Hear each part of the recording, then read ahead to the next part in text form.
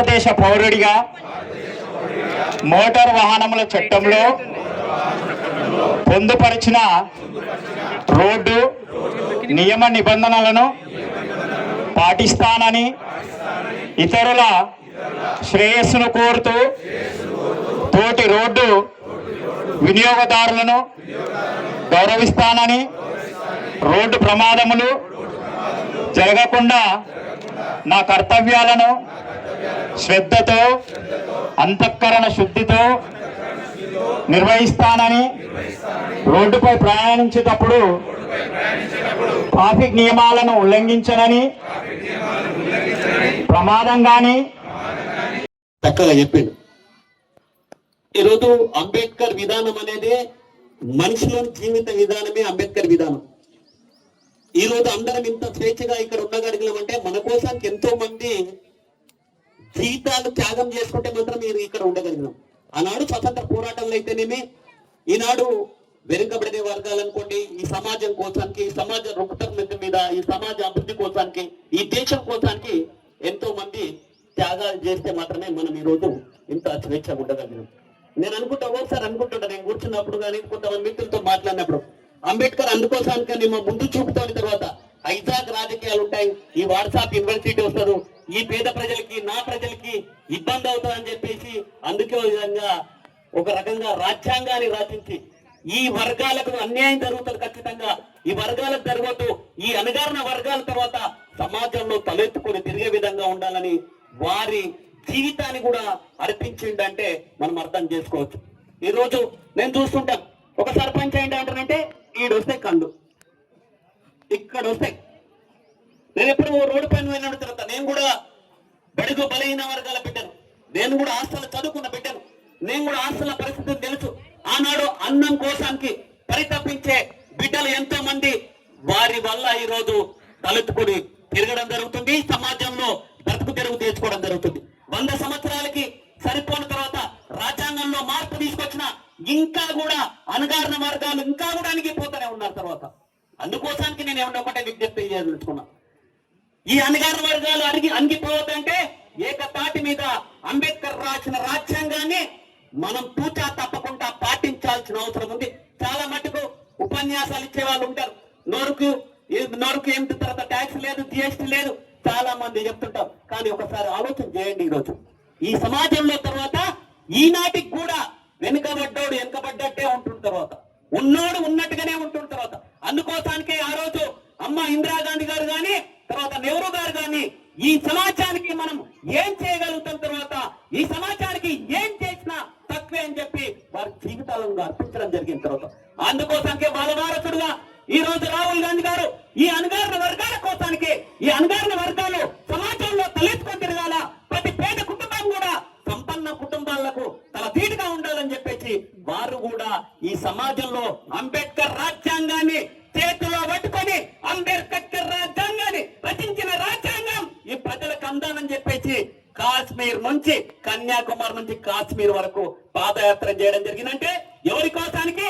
ఈ అంబేద్కర్ రాసిన రాజ్యాంగం అమలు కావాలా? ఈ అంబేద్కర్ రాసిన రాజ్యాంగం ఈ పేద ప్రజలకు చెందాలా? ఈ హక్కుల తర్వాత పేద ప్రజలకు చెందాలని. కానీ చెందుతున్నాయా? చెందట్లేదు. ఆయన నిరంతర పోరాటం, ఆది నాయకుడు కాంగ్రెస్ ఉన్న పార్టీకి రవీందర్ మాట్లాడినారు, తర్వాత ఆంజనేయులు గౌడ్ గారు మాట్లాడినారు, ఒక తుఫాన్ లాగా మాట్లాడినారు. అవునా గారు? అంటే రవీందర్ మాట్లాడిన మాటల్లో ఒక ఆవేదన, ఒక ఆవేశము, ఆయన అనుభవించిన ఆ కష్టాలు అవన్నీ కూడా ఉన్నాయి. కానీ ఇవాళ రవీందర్ మాట్లాడుతుంటే చాలా ఆలోచింపదగిన విషయాలు మాట్లాడినారు. ఇవాళ ఆయనను నిలబెట్టింది అంబేద్కర్ స్ఫూర్తితోటి ఏదైతే నిలబెట్టిందో అది ఆయన విద్య. అంబేద్కర్ స్ఫూర్తితోటి ఆయన ఇవాళ కష్టపడి చదువుకొని, మీ గ్రామస్తుడే కష్టపడి చదువుకొని ఒక ఉద్యోగిగా ఇవాళ మీ ముందు నిలబడి ధైర్యంగా మాట్లాడే ఆ శక్తిని, ఆ యుక్తిని ఇచ్చింది అంబేద్కర్ గారి ఆ స్ఫూర్తి. ఇవాళ ఆంజనేయులు గౌడ్ గారు కూడా మాట్లాడినారు. సో అందరు కూడా మాట్లాడిన విషయం ఏంటంటే నేను మరీ ఇంకా డీటెయిల్ వెళ్ళను. ఒకటి ఆయన స్ఫూర్తి ఇవాళ విగ్రహం పెట్టుకున్నాము. తర్వాత స్వతంత్రం వచ్చిన తర్వాత ఇవాళ భారతదేశం ఏదైనా ఉండని అండి, ఇవాళ భారతదేశం ఐక్యంగా ఉంది అంటే ఉందియా లేదా అన్న విషయాలు పక్కన పెడితే ఉంది అని నేను బలంగా చెప్తాను. ఎందుకు ఉంది అంటే మనం పక్క దేశాలను మనం చూడాలి. పక్క దేశాలు చూస్తే భారతదేశం పక్కన ఏ దేశం కూడా అస్తవ్యస్తంగా ఉన్నాయి. ఏ దేశం కూడా మన దేశం ఉన్నట్లు లేవు. మన మధ్యన ఉన్న విభేదాలు అన్ని కూడా ఏంది, ఒక ఇంట్లో గొడవలు పెట్టుకున్నట్లే, అన్న తమ్ముళ్ళు అక్క చెల్లెళ్ళు ఉన్న గొడవలు తప్ప అంతకుమించిన పెద్ద విభేదాలు అవన్నీ కూడా మనం సమసిపోయే విభేదాలు.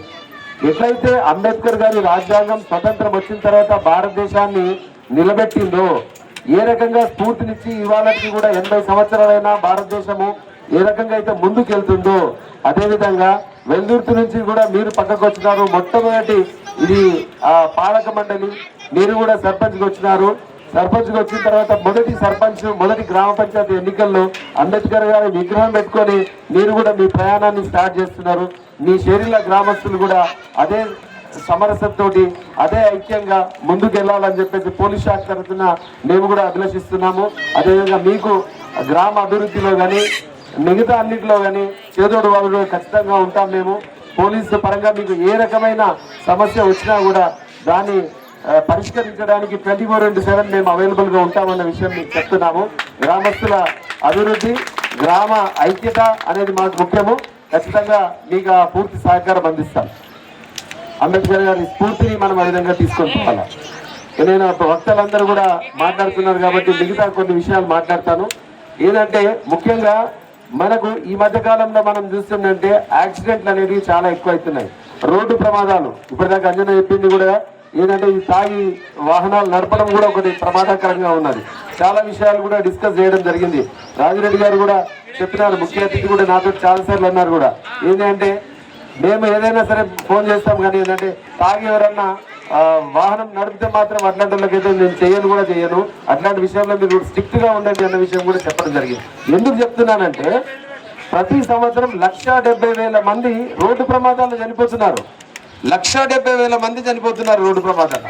ప్రతి 3 నిమిషాలకు ఎక్కడో ఒక దగ్గర, దేశంలో ఎక్కడో ఒక దగ్గర 3 నిమిషాలకు ఒక చావు అనేది కనబడుతుంది.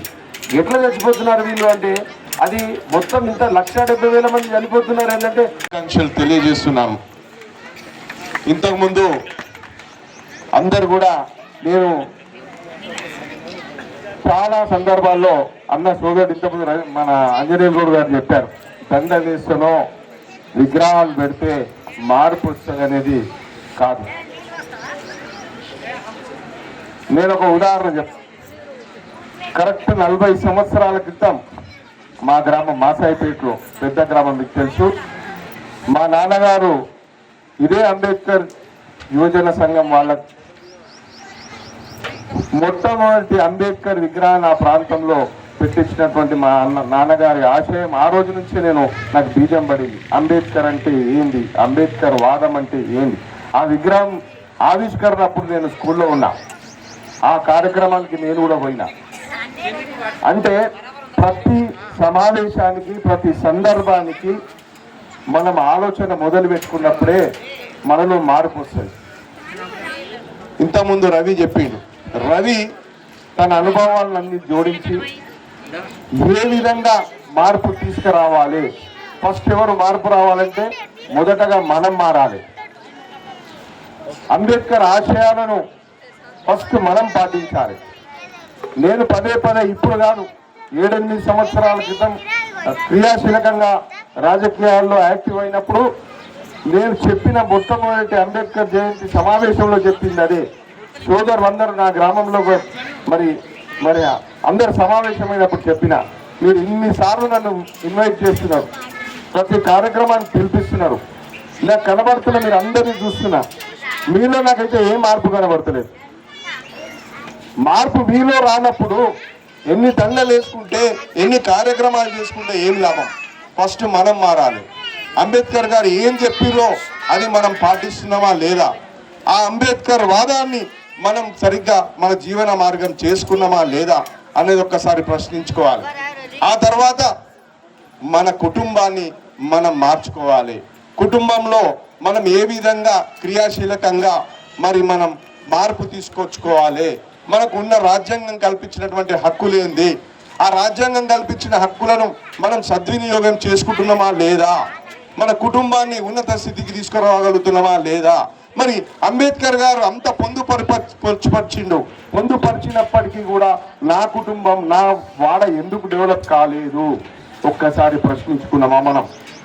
ఈ ప్రశ్న మొదలు కానంత వరకు ఇది కేవలం జాతరల మాదిరిగా ఇది ఒక జాతర లాగానే వస్తుంది. ప్రతి సంవత్సరం జాతర వస్తుంది పోతుంది, కానీ మన బతుకుల్లో మార్పు రానంత వరకు మరి ఆ విగ్రహం పెట్టినందుకు కానీ ఆయన జయంతి జరుపుకున్నందుకు కానీ మనకు ఎలాంటి లాభం లేదు. కాబట్టి నేను ఒకటే చెప్పిన, ఆ రోజు నుంచి ఈ రోజు వరకు చెప్తున్నా, మనలో ఫస్ట్ నీ తెలివి, నీ సహనం, నీ త్యాగం, నీ సాహసం లేకుంటే ఏనాడో బుగ్గైపోతుంటిమో ఈ భరత భూమిలోనే మసి బొగ్గైపోతుంటిమో. ఏమిస్తే తీరునయ్యా మీరునమో, మేము ఏం చేస్తే తీరునయ్యా మీరునమో. మీ బొమ్మ పెడితే తీరునా, మీకు దండలేస్తే తీరునా, మీ జెండాలెగరేస్తే తీరునా. మీరు రాసిన రాజ్యాంగం అనుసరించి పార్లమెంటు నుండి పంచాయతీ ఆఫీసు దాకా కుర్చీల కూర్చుంటే తీరునా. బాబా అంబేద్కరా, మన భారత భాస్కరా, మీరే లేకుంటే మేమేమైపోతుంటిమో,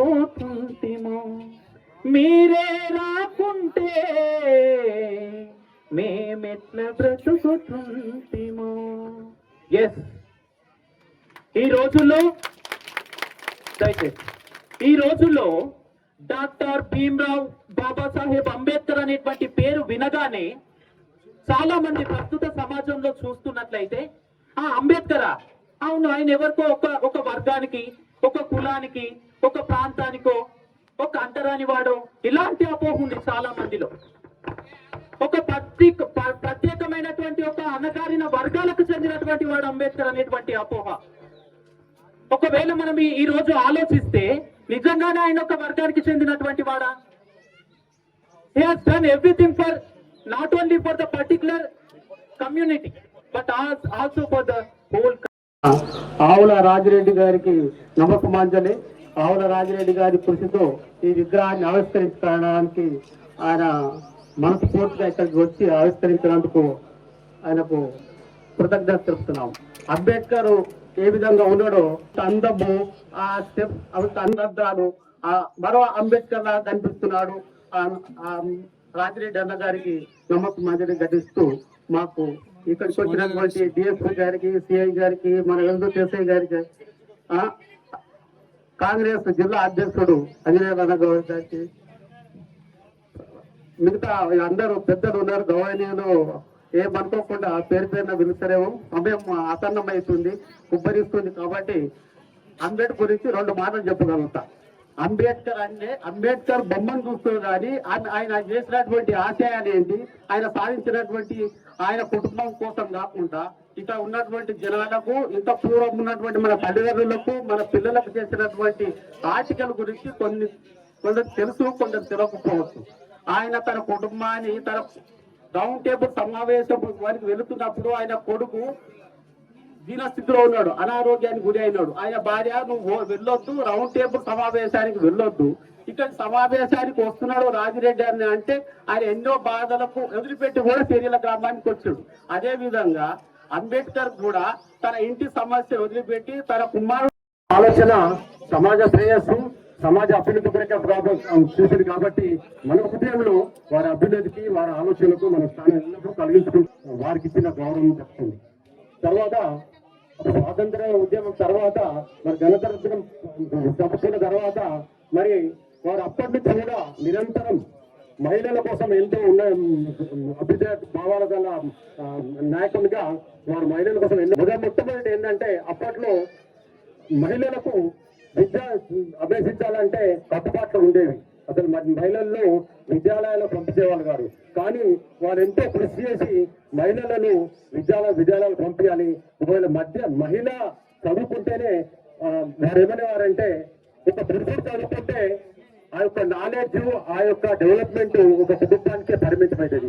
ఒక మహిళ కనుక చదువుకుంటే మొత్తం సమాజాన్ని ఉద్ధరిస్తుంది అని ఎప్పటికి చెప్పేవారు. అందుకోసమనే వారు మహిళల ఎడ్యుకేషన్ కోసం బాగా పాటుపడ్డారు. తర్వాత రెండవది వారికి మనకు